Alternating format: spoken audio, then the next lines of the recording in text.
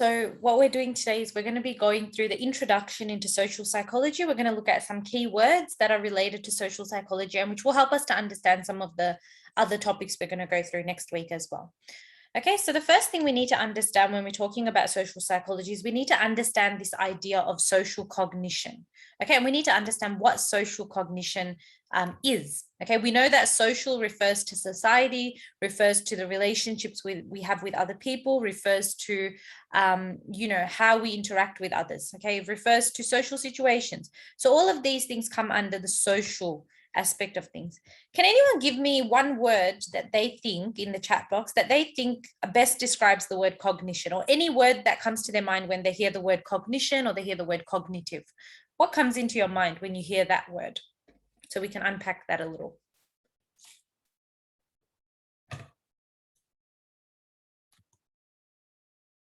Yep, so the mind, yep, when you hear the word cognitive, mind comes into, mind is something that pops into your head, yep. Logic, correct. Thoughts, all of those things are a part of our cognition. Basically, our cognition just describes the way in which we think, the way in which we, understanding, that's another good one. The way in which we think, the way in which we process, the way in which we understand something. So when we say social cognition, what we're really trying to say here is the way that we make sense of the society around us, the way we make sense of social situations, the way we make sense of social relationships, using these cognitive mind-based processes of thinking, of understanding, of using logic, of using our minds. Okay, so that's what social cognition is. It's the way we analyze and use information, related to a person that we're interacting with, related to a social situation, to make a judgment. Okay, for example, if you come up to me in class or something and you want me to look over your test or look over something you've done, and I'm like, looking at the window, or I'm kind of like, not really focused, or I'm like rolling my eyes, that might make you a little bit hesitant to ask for help the next time because of the way that I reacted to you. Okay, that made you create a social judgment about me, that maybe Miss Ferwin is not interested in checking out my work, or maybe she's got better things to do. Okay, the vibe that I kind of gave off allowed you to make that social judgment about me and about that particular situation. So that's what social cognition is. And every day we use social cognition to form friendships with other people, to decide whether we want to continue a friendship with a specific person, to decide whether a social situation is normal or whether it's awkward. Okay, so we use social cognition every day in our lives. Okay, even online, even like when we can't see people face to face as we are now, we still use social cognition. Okay, we look at the way someone interacts with us on Zoom, we look at the way someone types. Okay, we get these different clues as to the social bond or the social connection from those interactions there. So that's what social cognition is. Okay, you don't need to be able to define that word to word, but see if you can just mention the bolded words there. Okay, mention something about the use of the cognition, and mention something about the fact that we're making a judgment or an evaluation about a social relationship or a social situation there. Okay, so now that we've understood what social cognition is, basically that it's about how we make social judgments, we need to understand what are the effects of social cognition, okay? Because when we look at the way that we make social judgments, we have to realize that there are a number of different consequences or effects that can come out of that. Number one, the social judgments that we make can be positive, okay? Can be accurate. You can be like, oh, yeah, that person is exactly what I thought they would be. Okay, so sometimes your social judgments are accurate and positive. Okay, sometimes by thinking that this person is no good for you, or that this person will be a negative influence on you and thus avoiding them, you might be able to protect yourself in a way. Okay, similarly, or in contrast, what we could say is that, if you feel like this person is someone who's just like me, and there's someone who shares the same interests at me, and you know what, I'm going to go ahead and approach them and become their friend, they might actually be a really good friend to you for many years or for the rest of your life. And so that's a positive social judgment that you've made because that social judgment has been accurate. Okay. In contrast, sometimes when we make social judgments, our social judgments can be flawed or inaccurate. This usually happens if we follow what other people say without trying to make our own conclusion. So if everyone's like, oh, so-and-so person is really toxic, they're really negative, I just don't be around them, and you like don't actually go and seek out information for yourself and you just follow the crowd, that is likely to cause you to make a negative social judgment, because a person who is seen as negative to one person might be seen as positive by another person. Okay, so that's the basic idea. Sometimes our social judgments are accurate and thus positive. Sometimes our social judgments are negative or inaccurate because they're flawed social judgments. They're social judgments where what we initially thought doesn't end up being correct. Okay, and we might hurt people in the process by making those negative judgments or jumping to those negative social conclusions about the person. So that's basically the two different types of effects of social cognition. You need to understand, like in the SAC, for example, in the test, sorry, if we give you guys a question, like provide an example of, a situation in which a person might make a negative social judgment or might use negative social cognition, you basically need to be able to give an example of how someone has misunderstood or misinterpreted or made a flawed social judgment of another person. Okay, either by following what everyone else says or by not getting enough evidence to back up and make up their own conclusion about that person. Okay, so those are the two different effects of social cognition. Now we're looking at this other idea that's connected to social cognition. We keep talking about this idea of social judgments and that social cognition is all about social judgments, yeah? When we're talking about social judgments, the kind of social judgments that we make basically lead to this idea of person perception. Perception means judgment or how we make sense of other people. So social judgments and person perception are more or less the same thing. Okay, we're going to look at some factors for the rest of this spread that talk about how does my social judgment or my perception of another person or a group of people, how is that influenced by a number of different factors? Okay, if we're going to define person perception is this idea that it's about how we form impressions of other people. So you guys have heard of this idea of, you got to make a good first impression. Okay, how does that work? What are the different factors that are involved when we make a first impression or when we perceive or make a judgment of someone else's first impression? For example, if you're working a part-time job, let's say at, I don't know, Coles or Macca's or KFC or wherever it is, and there's a new person that comes into work. And that new person from the get-go are quite arrogant, they're quite stuck up, they're quite bossy. That will be your first impression of that person. Even if later on that person starts to calm down and become kind of normal and down to earth, because your first impression of them was so negative, you'll always be kind of skeptical of them. Like, oh, they're acting nice now, but are they just putting up a front? Are they just pretending? Like, who are they really? Okay, so our first impression really makes a big impact of this. Okay, if you think about school, when a new student comes into school, you might make a first impression of them. When a new teacher comes to teach you for the first day, you might make a first impression of them. So we make first impressions of people all the time. Okay, whether that's a single, like one person, or whether that's like a group of different people there, we always generally tend to make first impressions there.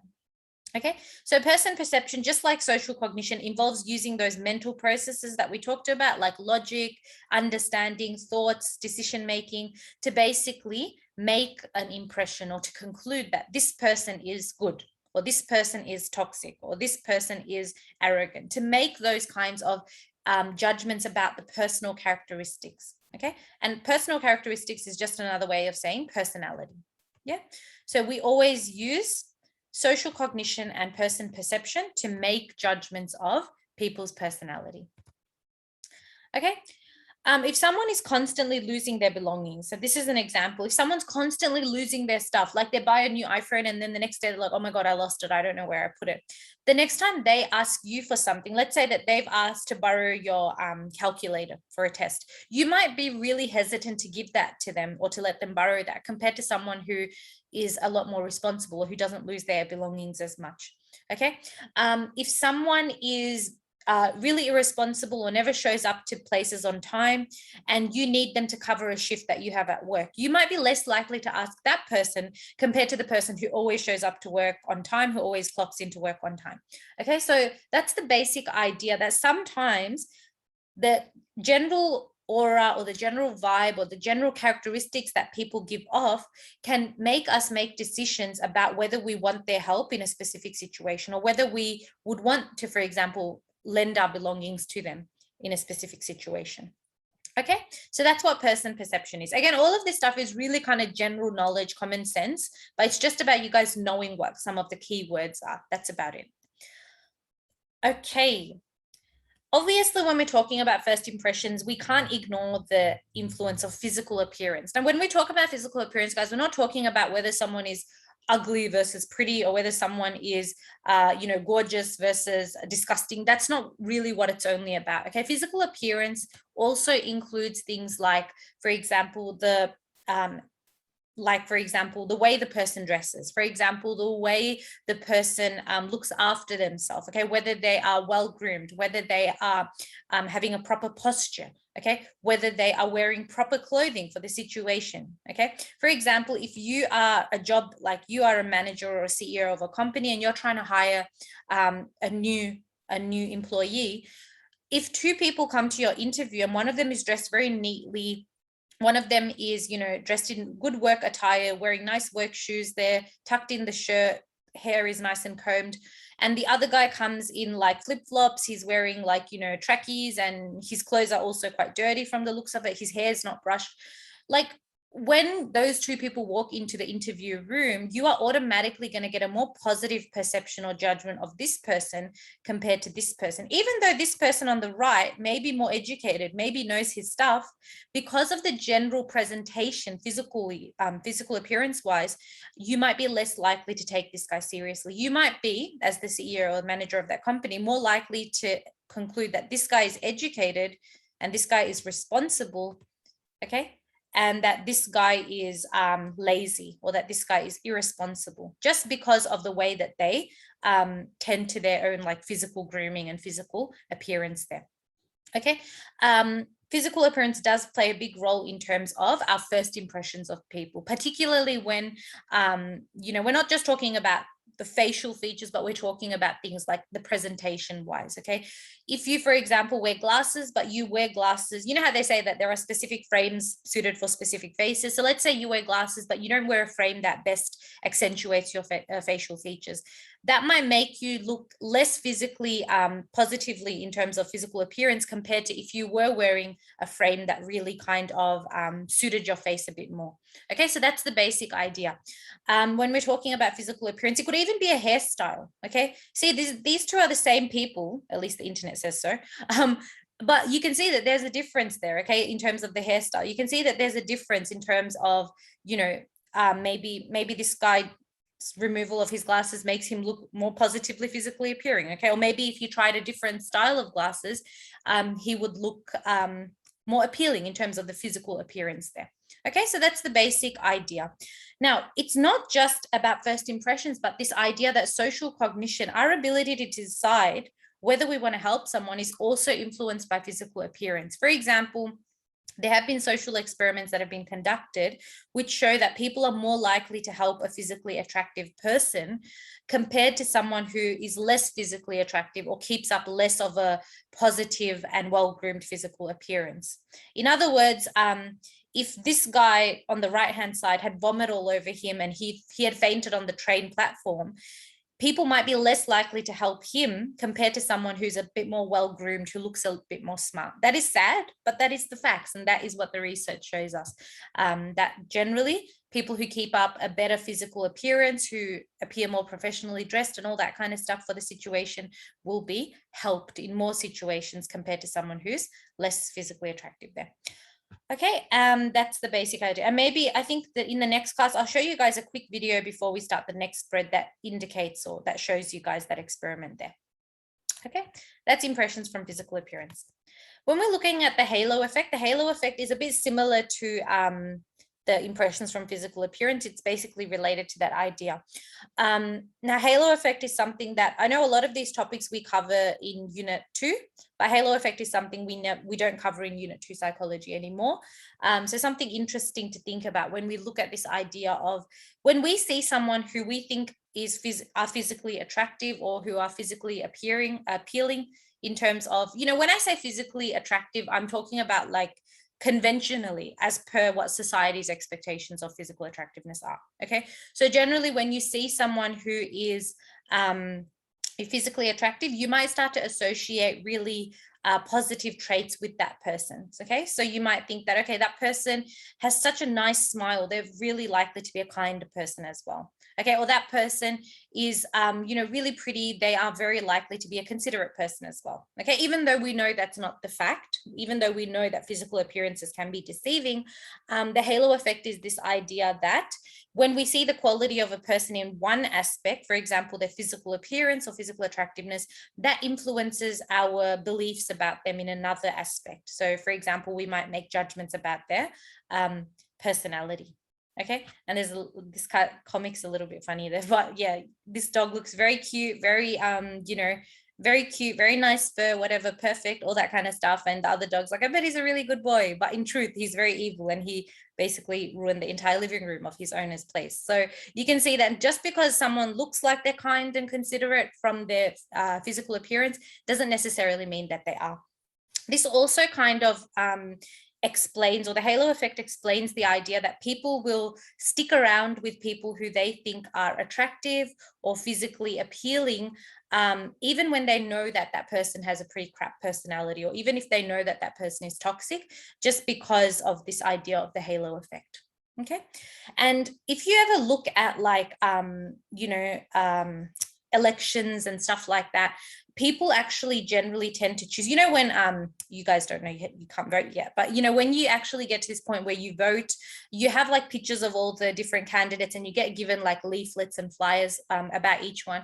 And it was found that when research was conducted into how people, especially young people, choose candidates for the next election, or which candidate they choose first, or have a preference for, people generally tend to choose the candidates that are more physically appealing or attractive, at least from a physical point of view, because sometimes you don't really read their leaflet. Sometimes you just make those conclusions based on how they look. So maybe the candidate who has the nicest smile, or the candidate who appears the most who appears to be the prettiest, or who appears to be the most handsome. Okay, so those are characteristics. Even though halo effect is something where you're like, oh no, I would never fall for that, I don't look at people's physical appearances, the idea is that it's very subtle, and that most of us do fall for it at some point or the other. Okay, that's the halo effect. All right, and the last thing that we're looking at for today is the impressions from nonverbal communication. Okay, we have to remember that it's not just a person's physical appearance. I'm really stressing on this idea that it's not just about how pretty you are, it's also about the general vibe you give off. Okay, and a lot of this idea of the general vibe or the general aura that people give off is based on their nonverbal communication as well. It's not just based on what they say, but it's based on what they don't say. Okay, if someone comes up to you and, if you ask somebody, oh, how does this dress look on me? Or how does this shirt look on me? And they say something like, oh yeah, it doesn't look too bad. The tone in which they're using, or the tone in which they're saying that, makes you feel like they're not being serious, or makes you feel like they're being quite sarcastic. Whereas if they said it in a tone like, oh yeah, that looks really good, like, I think you should stick with that one, that's a more positive tone that indicates that that person is being serious, and that person is giving you a genuine rather than a sarcastic judgment there. Okay, so body language is basically what nonverbal communication is about. Basically everything that's communicated beyond what you say. It's like things that are communicated with your facial expressions, things that are communicated with your eye gaze or eye contact, things that are communicated in terms of your posture, in terms of your gestures, like how you move your hands around and all that kind of stuff. Okay, even things like a thumbs up. Okay, that's a nonverbal communication. So if you're doing something and I give you a thumbs up, it kind of means that you're on the right track, or you're doing the right thing. But in some cultures, a thumbs up can actually be offensive. So it really depends. The nonverbal communication that you use is really dependent on the country and the society in which you live. Okay, so that's the basic idea there.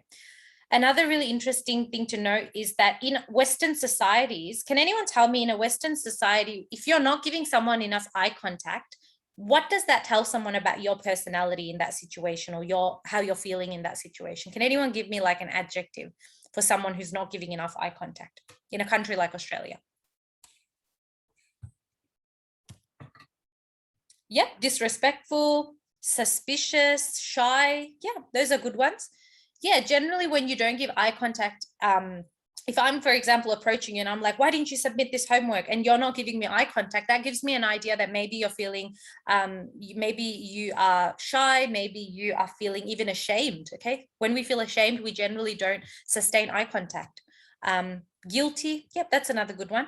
But in countries, did you guys know that in countries like, for example, Japan, if a child was to go up to their teacher and look them in the eyes, like give them eye contact, they'll probably get like a detention or something. Because in countries like Japan and some other Asian countries, you know, the teacher is kind of seen as this very respectful kind of figure. And I think they call them like a sensei or something like that, where they actually have to respect them so much that they have to almost show this level of fear towards them. Okay, and they shouldn't be looking them in the eye, because that indicates audacity. That indicates that they're not scared to approach or confront the teacher, which is kind of what is expected in that society. Okay, so again, one piece of nonverbal communication can be different from one society to the next. In some cultures, for example, gestures. Okay, there's this common thing that Italian people use their hands a lot. When they talk, they're very animated. They move their hands around a lot. Whereas in other cultures, you might not see that as much. Okay, so that's the basic idea there. So that's what nonverbal communication is. So if we ever ask you to provide an example of how nonverbal communication could tell us something about a person's personality, you can say, well, if someone is, you know, constantly not maintaining eye contact with another person, that could then lead to them being very being judged as being quite suspicious, or maybe ashamed, or like they're not confident. Okay, so that could be something that you talk about. Okay, so that's the basic idea. Okay, all right, cool. So we'll cover spread F next week. So that basically covers spread E for us today, which is just the introduction into what social psychology is about. So what I'm going to do is I'm just going to stop the recording here.